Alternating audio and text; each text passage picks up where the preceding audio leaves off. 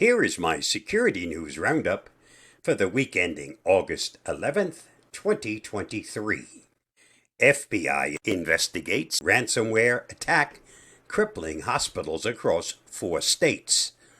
A major hospital network with arms in multiple states is dealing with widespread network outages due to a cyber attack, which the FBI confirms is ransomware. Prospect Medical Holdings, operating 16 hospitals in California, Connecticut, Pennsylvania, and Rhode Island, as well as a network of 166 outpatient clinics and centers. On Thursday, the network began facing issues at its hospitals nationwide, some of which had to divert patients to other facilities to stop operating. Eric Goldstein, Executive Assistant Director for Cybersecurity for the Cybersecurity and Infrastructure Security Agency, said, "This incident underscores the seriousness of the cyber threat to our nation's critical infrastructure." Read more at therecord.media. Zoom knots itself in legal tangle over use of customer data for training AI models. The recent term and conditions controversy sequence goes like this. A clause added to Zoom's legalese back in March of 2023 grabbed attention on Monday after a post on Hacker News claimed it allowed the company to use customer data to train AI models with no opt-out. This Stack Diary report was first to highlight the implications of Zoom's TNC changes, which then got picked up over in comments on Hacker News. Cue outrage on social media. In my humble opinion, it's much to do about nothing much. I'll let you digest that nugget. Read more at TechCrunch.com. And a win for Google. Judge dismisses many claims in DOJ monopoly case. Over the August 5th to August 7th, 2023 weekend, a U.S. District Court judge decided to narrow the scope of the federal government's massive years-long monopoly case against Google. Simply put, there is no record evidence of anti-competitive harm in the relevant markets, resulting from Google's allegedly limiting competitors' visibility in search results, Judge Mehta said. In a blog, Google's president of global affairs and chief legal officer, Kent Walker, celebrated the search giant's win. Read more at thehackernews.com. Global child sexual abuse probe leads to almost 100 arrests.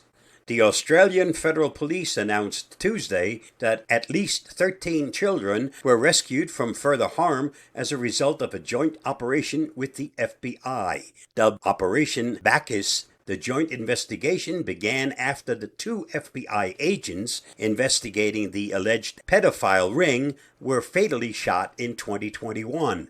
While executing a search warrant in Sunrise, Florida, for a man suspected of being in possession of child abuse material. The agency noted in a news release, the success of Operation Bacchus demonstrates the importance of partnership for law enforcement at a national level here in Australia, but also at an international level, she said.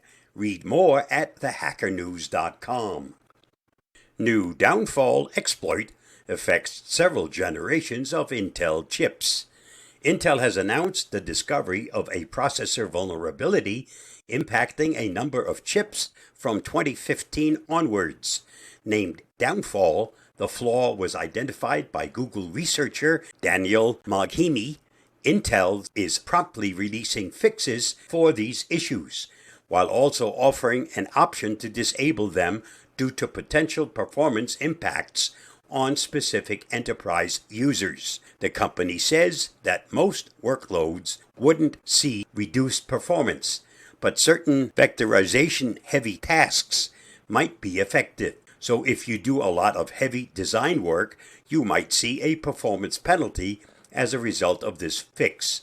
Then again, the issue mainly affects older computers. And if you're doing heavier work, you probably want to use the latest, most powerful hardware that currently exists anyway. Read more at howtogeek.com. This Mac utility is now malware.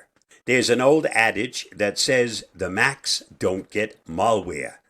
You're less likely to catch a virus on a Mac than on a Windows PC, but that doesn't necessarily mean that Mac computers are completely immune to malicious software. They are not. Night Owl, which used to be a tremendously useful Mac OS utility, has now seemingly turned into malware, and you should get rid of it if it's still on your Mac.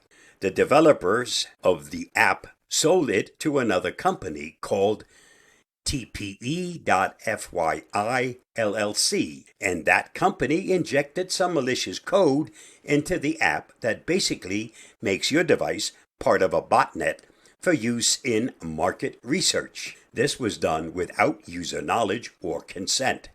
Read more at howtogeek.com. Are you giving to help Maui recover? Here's how to avoid common donation scams. State Attorney General Ann Lopez is urging residents to be aware of possible scams as they look to help Maui wildfire victims. In moments of crisis, we all must be extra vigilant against bad actors who try to take advantage of people's goodwill, she said. Donate only to trusted, well-known charities. Verify that the charity you are donating to is legitimate. IRS tax-exempt organizations search, Charity Navigator, and DCCA Business Search are good sites to check for legitimate charities. Steer clear of suspicious donation requests and be mindful of scammers' tactics. Here's information on ways to support and where to donate. Just follow the link listed. Read more at hawaiiannewsnow.com. This week's must-see on my YouTube channel. Science, fiction, Mars exploration and colonization. If that piques your interest, please watch my video on that topic at the link listed. Did you know Barry Manilow did not write his hit I Write the Songs? He did, however, write State Farm's Like a Good Neighbor jingle.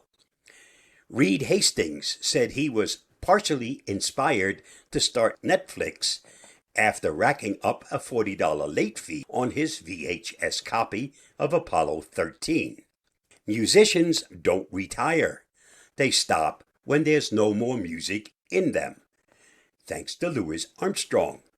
Just thought you might like to know. And that's a wrap for this week's Security News Roundup. Stay safe, stay secure, and I'll see you again next week. Bye-bye, and thanks for watching and listening.